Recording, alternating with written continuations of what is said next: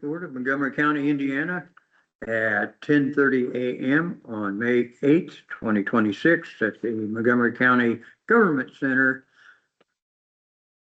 on Constitutional Row in the city of Crawfordsville. We'll start the meeting.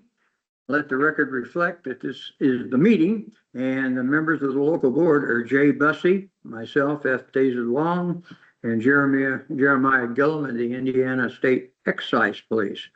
Are there any persons here today who wish to voice any opposition?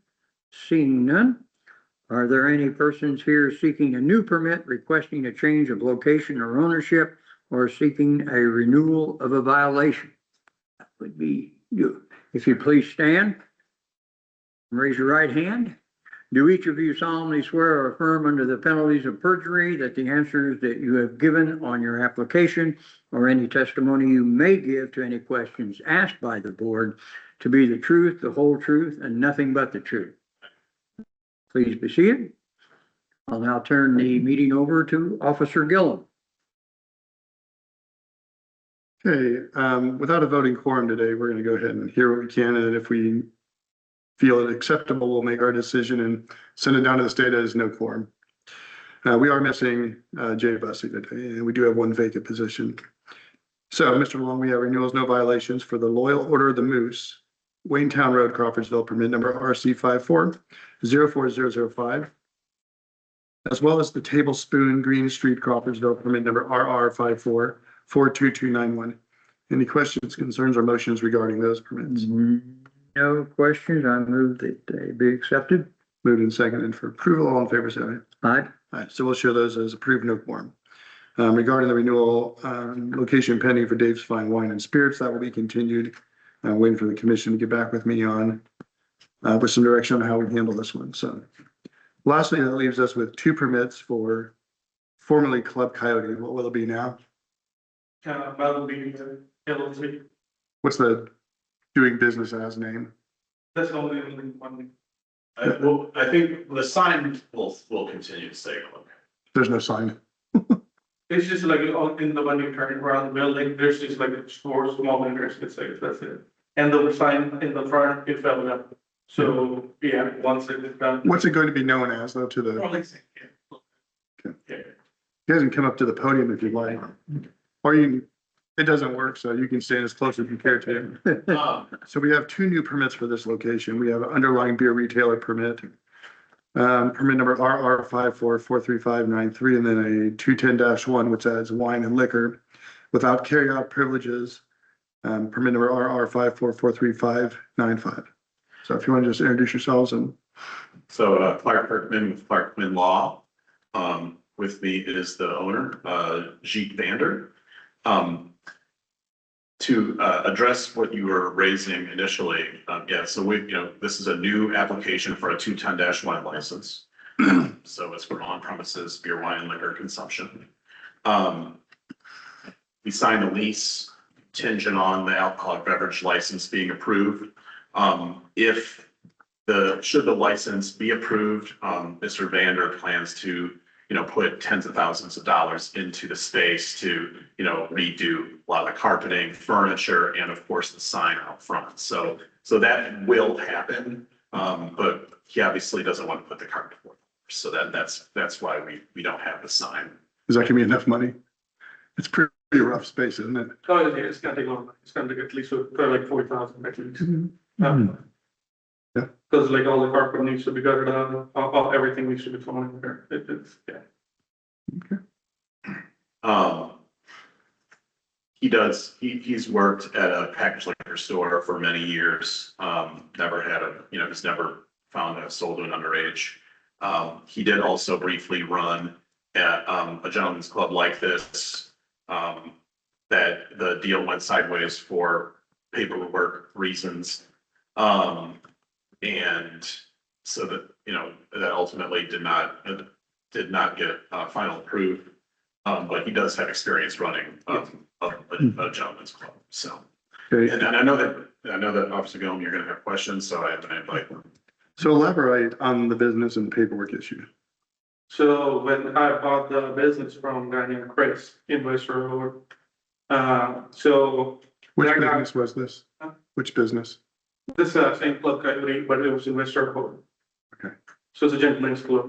So when I bought it from the guy named Chris, he didn't have the, what we say, the agreement that he bought it from the previous owner, some guy named Joe. So that's where he bought it from, and then he sold it to me when me and the other lawyer, his name was Mark Webb. So when we went over there, and he couldn't prove that he bought the business from him, so that was the paperwork. And so then there was a denial on my client's record. And then he attempted to then pull a new permit. And that because when you have a denial on your record, you're not allowed to apply for a license for a year after. So this was like 2 or 3 years ago. And so that club ultimately was open, did, sell to other individuals, and it is currently out. So what have you been doing since then? Are you operating anything currently, or No, I work at a beauty supply right now. That's what I manage. you're doing what? I'm sorry. I work at a beauty supply. Okay. Yeah, so sell, like all the hair products and stuff like that. Sure. So Club County has had quite a long history with this board. Okay. I think we've had issues with the last 4 or 5 applicants that have come through here, Mhm. denying all of them for some variation of false ownership or disqualification. So this is the first time I've actually got something that actually looks like a real lease. Hmm. How are you making payments on the lease, and when does that start? By check. So it starts once, if the license gets approved, then I need to pay him. So it will be through the check, and first of the month, I'm gonna give him check like every first of the month. Okay, something that's trackable. Yes, sir. Yeah, I believe that. How are we running the operation? Because in the past, it's been a cash only business, which is fantastic for all sorts of. But the cash on doesn't run long, like after suppose I run it for a few years, then there will be audits. So just get the credit card machine and everything in there, make everything trackable. ATM machine inside, There's a key right now, but they will be and who will own that? me, Okay. Yeah. That was an issue beforehand. me. So, so who are you're leasing this from? Mike Vickers. Yes. And does he still own strip clubs in Illinois? Okay. Where do you live? Sure. How long have you lived in Terre Haute? 2014. Okay. How did you come to know Mike Vickers? So the guy named Chris, the one that bought the club hired from investor. So he is associated with Mike, and then, because this building, it's switched ownership constantly, Yes. but I've never seen it up for lease. So I came up over here, in front of the building, there's a Subway, and right next to the Subway, there used to be a smoke shop. So that's where I came and trying to buy the smoke shop. And that smoke shop was doing no business, and then I saw the building behind it, but I'm like, it's closed, so then I called Mike And Vickers. you're like, I've always just wanted to run a strip club, huh? Something that makes money. So who's going to be running it? Me, You're gonna be the man on the floor most days? yes, Gonna be- it's just Fridays and Saturdays, Yeah, we're just gonna be open 2 days a week. At least, the starting. Yeah, it doesn't. So where are you gonna source the dancers from? How's that gonna work? Cause So I'm just gonna make like a Facebook and Instagram, try to promote the first day we're gonna be back, like hiring signs and stuff like that, or mostly online. as a police officer, I've obviously had training, including training yesterday involving the Department of Revenue and some stuff on human trafficking, and I don't have good feelings about any strip club, period. And that's me.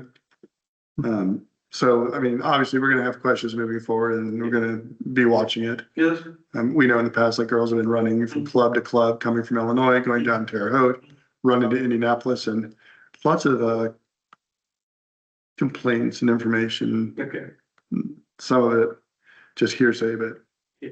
so just know, I think at this point, Mr. Kirkman's probably covered most of our concerns with you, or okay. yes, the ones you knew about. I hope so. I don't know how legitimate this is. You by far, I think, are the most legitimate appearing client that we've had come before the board. So I hardly have any hesitation in giving you the chance to go with it. Thank you. Wish you the best of luck. You're gonna need to spend some money on that place. So when do we think we'll be open and ready to operate? This permit will have to go into escrow until we're, Yeah, it's gonna take at least a couple of months, like a month, at least a month. okay? And you So- promise to run a nice clean operation and not like the police? If you find any violation, you can just ban me from the ATC for good for life.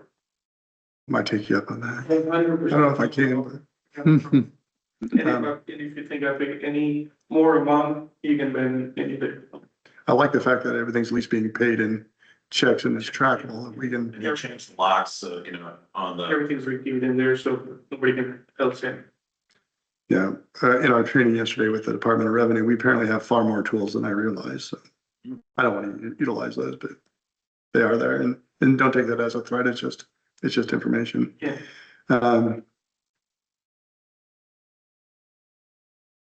Food sales, just, are we planning on running any food sales, or we're just gonna have the minimum available on hand? Right now, it's just gonna start with the bar and then just add like the snack things and then try to do.